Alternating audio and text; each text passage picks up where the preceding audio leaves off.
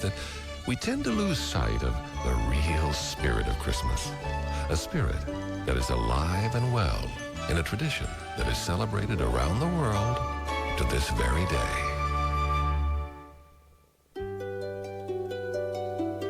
He was a boy when he lost his parents very early in life.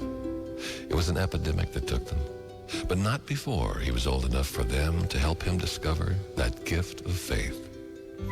Little Nicholas went to Myra and lived a life full of self-offering and giving of himself.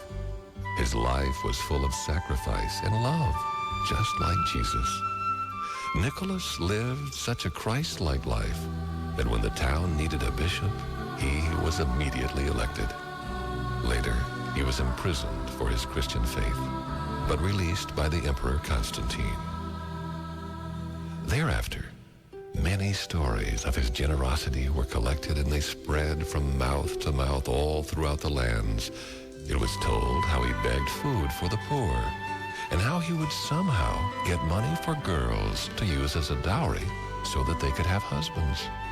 The story most often repeated was about how he would put on a disguise and go out and give gifts to the poor children. In fact, Nicholas gave away everything he had, plus everything he could get. He died in 314 AD. His body was moved to Italy, where his remains are believed to be to this day.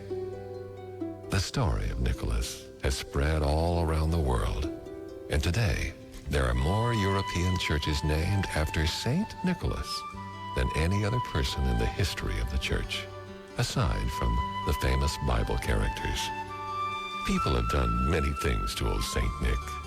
Clement Moore, the poet, gave him a red nose and 8 tiny reindeer.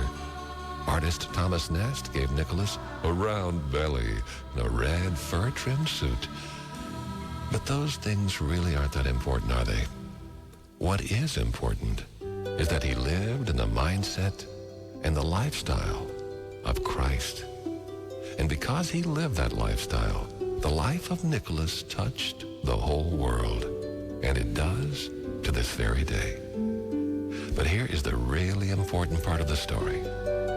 That same Christ-like mindset and that lifestyle is supposed to be in all of us and lived by all of us.